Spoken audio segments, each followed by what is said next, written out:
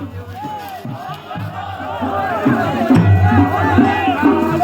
गुण यात्रा शुरू हो चुकी है और अब नमस्कार दोस्तों, स्वागत है आप सभी का आपके अपने YouTube channel travel with Deven पर। काफ़ी समय बाद आपसे मुलाकात हो रही है। आज मैं ज्वाणी आया हूँ और जैसा कि आप सभी जानते हैं कि अभी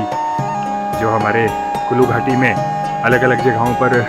बूढ़ी दिहाड़ी मनाई जाती है, तो आज हमारे ज्वाणी महादेव जी के गांव में भी यहाँ पर इसका आयोजन किया गया है। जो दिहाड़ी थी वो पिछले कल जला दी गई अपने अपने घरों में सभी के द्वारा। और आज जो खेल है, जो घास का रस्सा होते हैं जिसे गुण कहते हैं, तो आज उसकी जो एक तरह से आज उसके साथ जो खेल होती है, तो आज चलिए दिखाते हैं आपको। ज्वाणी जहाँ पर महादेव जी का भंडार है वहाँ जा रहा हूँ और वहाँ पर ये जो घास से बना हुआ रस्सा है इसे तैयार किया गया है और वहाँ से इसे बाजे गाजे के साथ ज्वाणी महादेव का जहाँ मंदिर है वहाँ तक लाया जाएगा और वहाँ पर इसकी जो तोड़ने की जो परंपरा होती है वो निभाई जाएगी।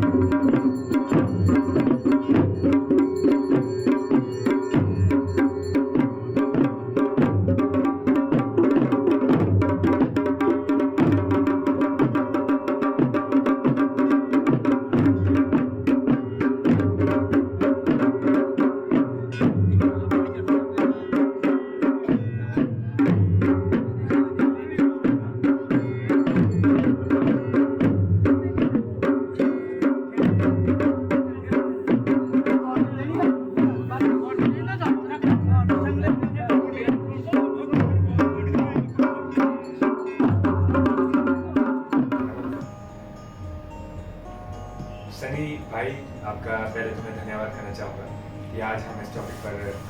डिस्कशन कर रहे हैं और हमारे लोकल जो कुल्लू की जो संस्कृति है, ना सिर्फ कुल्लू की बल्कि लगभग पूरे हिमाचल में ही हमारी जो दिवाली पर्व मनाया जाता है, इसे वैसे कई जगह पर जो देव दिवाली या फिर सदियाड़ा पर्व भी कहते हैं। आमतौर पर तो ये वैसे हमारे पौष मास का जो त्यौहार है, पर्व है, और ये जो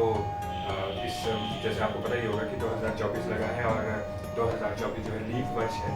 यानी कि फरवरी 29 दिनों की है इस बार। तो ये जो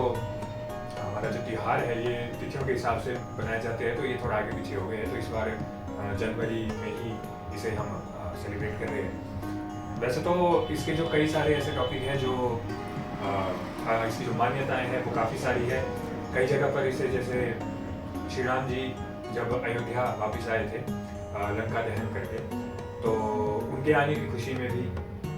इसे एक तरह से कहा जाता है कि जब वो लंका से आए थे और अयोध्या जब वो पहुंचे थे, तो अयोध्या में पहुंच करके भी लोगों ने एक तरह से दिवाली सेलिब्रेट की थी। हमारे हिमाचल में पहाड़ी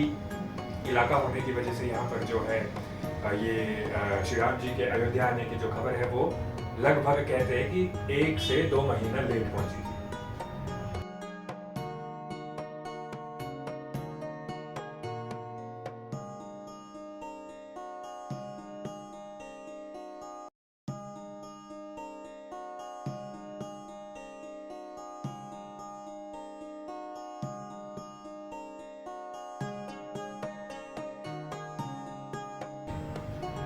तो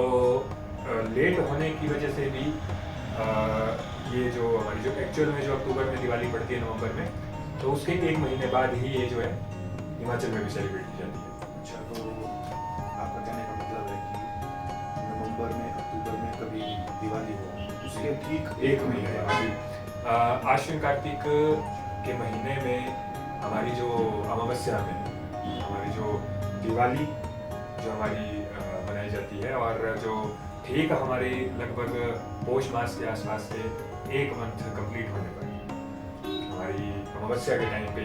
देव दीपावली मनाई जाती है। तो वैसे एक दीपावली और भी होती है, उसे देव उठनी एकादशी के नाम से भी देव दीपावली उसे भी कहा जाता है, लेकिन जो मैं अपने लोकल कल्चर के हिसाब से बात कर रहा हूँ, तो उसमें हम जो ये दिहाड़ी या फिर सदियारा, और ये भी 1 महीने तक ही जगह जगह पे सेलिब्रेट किया जाता है। बंजार, आनी, निर्मन, सैंज, हमारे कुल्लू के लगभग आप जानते हैं मनाली, जगतसुख, नरगढ़, और हमारे अपने नेवली में तो देखो अभी हमने पिछले कल ही जो खेल भी इसकी हुई दिवाली के अगले दिन, जो जिसे कून तोड़ना कहते हैं, जिसमें कि घास का जो रस्सा होता है उसे लगभग कम से कम 15-20 फीट का तो आराम से होता है वो, तो उसका पूरी देव खेल बोलते हैं उसको। तो अब जैसे मैंने एक आपको टॉपिक बताया कि जिसमें कि श्री राम जी के आने की खुशी में जो दिवाली मनाई गई थी, कुछ इस तरह से इसे बताते हैं। और मैक्सिमम जो देवताओं और असुरों का संग्राम, जिसे देवासुर संग्राम भी कहा जाता है, तो उसका भी एक प्रतीक है इसमें बुरी दिवाली को मनाने के पीछे। इसमें आपने जैसे निर्मन साइड आप जाएंगे, बंजार साइड आप, निर्मन साइड में मैक्सिमम इलाकों में आप देखेंगे कि मशाले लेकर के रात को, जैसे हमारे यहाँ पर कूड़ तोड़ने की वो जो घास का बना हुआ लंबा रस्सा होता है उसको तोड़ने की जो परंपरा निभाई जाती है, तो उनके वहाँ पर मशालें जला करके और 2 झुंड 2 गुट आपस में बनेंगे और वो आपस में आग की छीना झपटी करेंगे। मैं आपको एक क्वेश्चन करना चाहूँगा। जो ये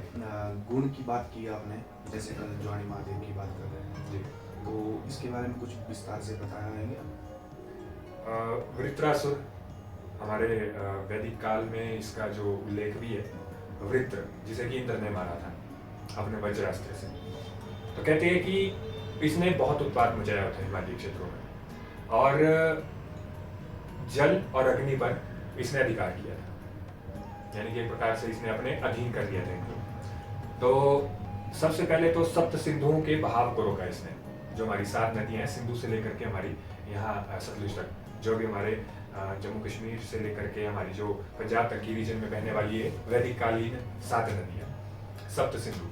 तो इन नदियों पर इसने वृत्रासुर ने अधिकार कर लिया था। जब पानी पर इसने पहले अधिकार किया था, तो भी देवताओं और असुरों का आपस में युद्ध हुआ था। देवताओं ने वृत्र से इन नदियों को मुक्त कराने के लिए, इन नदियों के बहाव को मुक्त कराने के लिए युद्ध किया था। और दूसरा जो इसने वृत्र ने जो अग्नि पर भी अधिकार किया था, तो अग्नि पर अधिकार करके और उसे मुक्त करने के लिए भी देवताओं ने वृत्र से युद्ध किया था। जल तो देवताओं ने युद्ध करके वृत्र से मुक्त करवा लिया था, नदियों को तो मुक्त करवा लिया, लेकिन अग्नि के लिए संघर्ष लंबा चला था, इसके लिए जो युद्ध जो है लंबा चला था। तो जब अंत में वृत्र को देवराज इंद्र ने अपने वज्रास्त्र से मारा था, तो कहते हैं कि अग्नि मुक्त तो कर ली, लेकिन जो उसका जो प्रतीक है, अब वृत्र को कई जगह पर जो है, जैसे इसको नागों की शेप में भी बताया गया है, सर्प की शेप में। तो जो हम गूण आज के समय में तोड़ते हैं ना, वो गूण असली में ये वृत्र और वो नाग की शेप में, आपने देखा होगा कि वो घास का रस्सा भी हम उसी तरह से बनाते हैं। उसका अगला जो पूरा जो शेप दी जाती है नाग के सर की तरह दी जाती है और पूरा सांप की तरह उसको बनाया जाता है। और जो 2 गुट उस गुण को तोड़ने के लिए बनते हैं वो उसी देवता और असुरों के गुट का ही एक तरह से प्रतीक। तो देवेंद्र भाई, जैसे आपने पहले बोला कि बूढ़ी दिवाली जो है, दिवाली जब श्री राम जी अयोध्या आए थे तो उसके पहाड़ी इलाकों में 1 महीने बाद, दिवाली के 1 महीने बाद, 1 से 2 महीने तक कहते हैं इसको। तो जो ये गुण की प्रथा है, जो ये चली आई हुई है, जो आपने अभी बताया जी, राक्षस का जिक्र किया जी। तो ये अलग है और बूढ़ी दिवाली जो है वो अलग। बूढ़ी दिवाली और जो गुण तोड़ने की परंपरा है, मैं आपको पहले भी बता चुका हूँ कि श्री राम जी के साथ भी इसको जोड़ा जाता है कि उनके अयोध्या आने की खुशी में भी वही दिवाली मनाई थी यहाँ पर। और जो यहाँ के कल्चर और परंपरा के हिसाब से मैं आपको बता रहा हूँ, तो ये वैसे जहाँ तक मैं मानता हूँ श्री राम जी वाली बात भी अपनी जगह पे ठीक है,